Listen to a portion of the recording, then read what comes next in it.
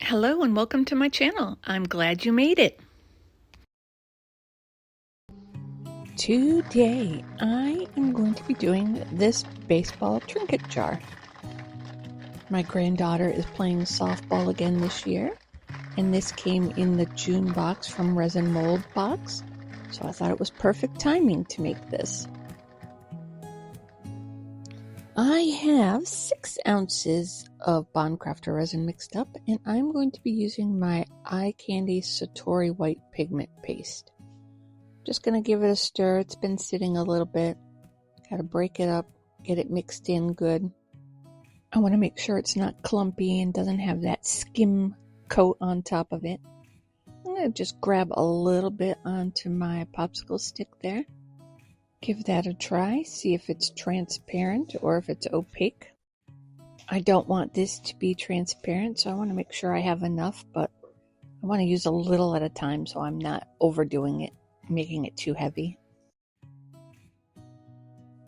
Try to just get this scraped off of my popsicle stick and onto my silicone stir stick. Make it a little bit easier. Wipe that off in case I need a little bit more and need to redunk it. I'm going to put my top on because, knowing me, I will get something in it or knock it over. I'm going to get this stirred up and see how it looks. Give you a better view. See, it's still kind of milky. But a little bit more stirring and it thickened right up to a good consistency. I want to get that stuff off the side.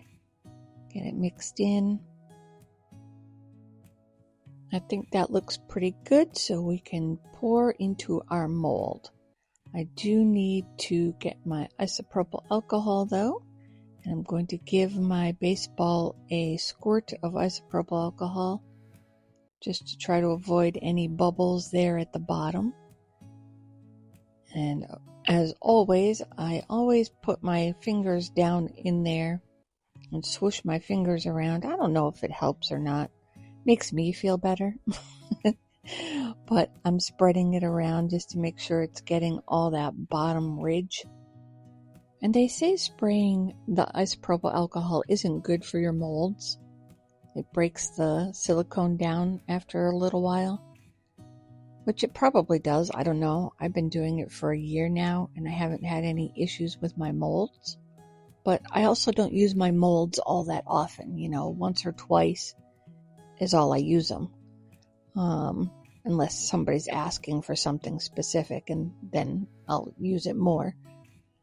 One of these days I'll just have to break down and get a pressure pot so I don't have to worry about all this spraying of the alcohol. Alright, so I'm getting this poured in there, and I haven't added anything. I'm just doing the solid white pigment paste. Didn't add any glitter, didn't add any crushed crystal, just a solid white baseball.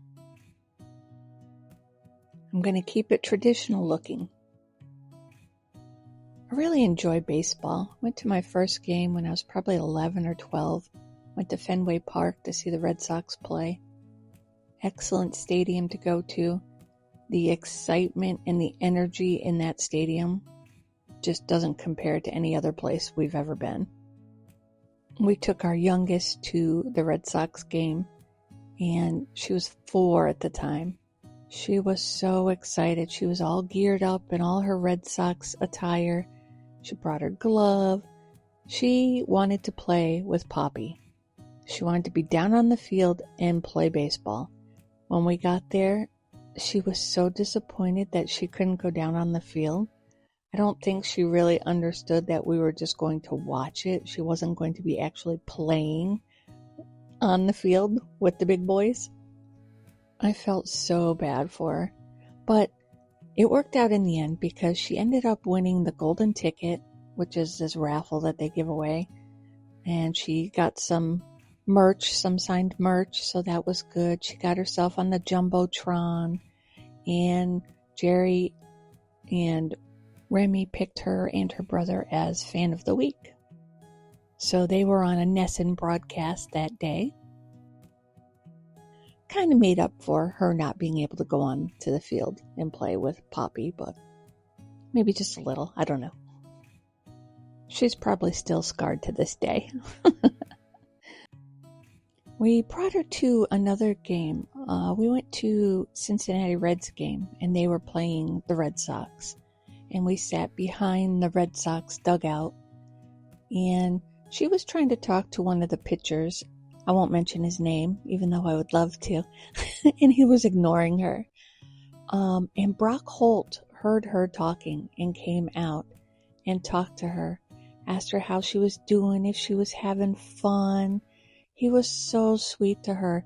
And then he just gave her a baseball. She was so thrilled. She was completely aware she wasn't going on the field, though. I just want to make that clear. So she wasn't disappointed. And she got, the baseball and actually talked to one of the players. He was so nice to her. I thought that was the best thing. Such a good guy. I was so heartbroken when he left the Red Sox. But really nice guy. All right, that's enough of me boring you with story time. I am pouring... Okay, let me catch up. I am pouring the lid. I didn't have enough resin, so I had to make a little bit more.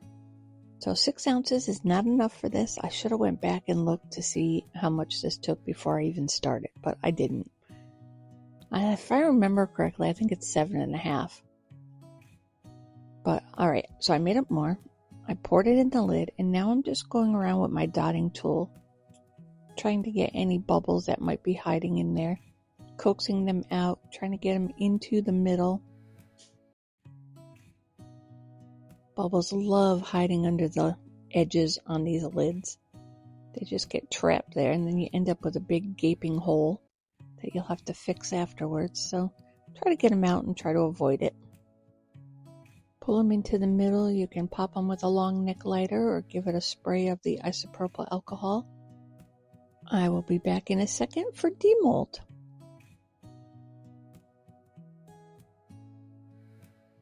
The baseball trinket jar is cured. Wait, is it a jar or is it a box? I don't know.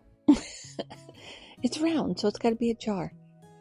All right, it is cured, and now the struggle begins.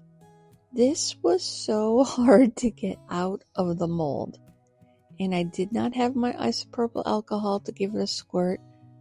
It is finally warmed up here, so I'm transitioning everything back into the art studio. I had to go over the winter and bring it to a different area because I needed more heat. Resin did not want to work. So I'm kind of still just going back and forth between the two places, bringing what I need.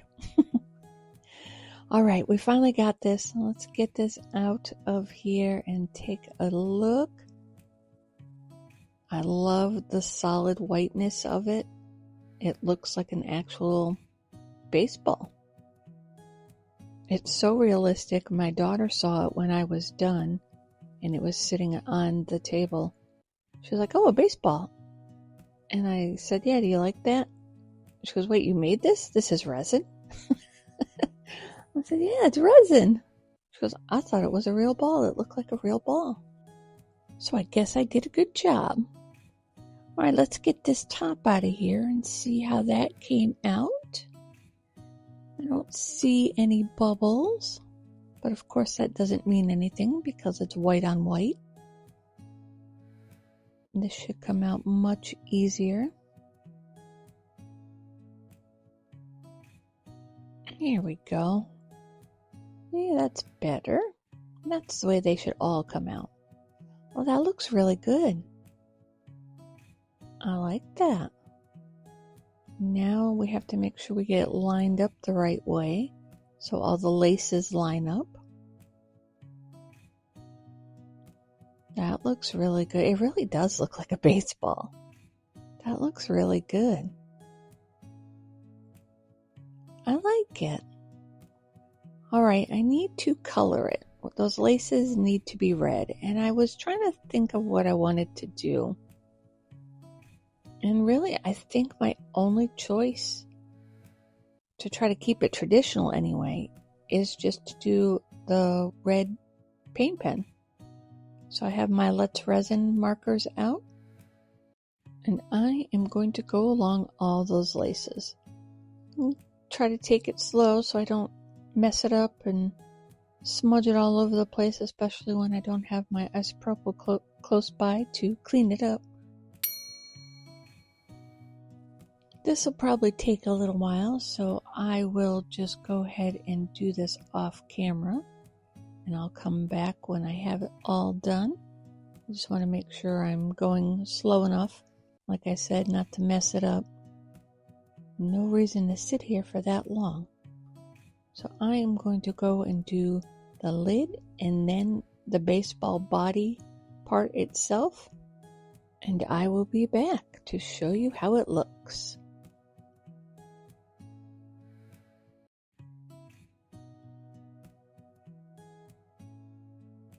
Okay, I'm done, and here it is. It came out pretty good. I like it. What do you think? Yeah, it looks realistic to me. It's so cute. All right, that is it for me for today. I will get you some final pictures, and I hope to see you next time.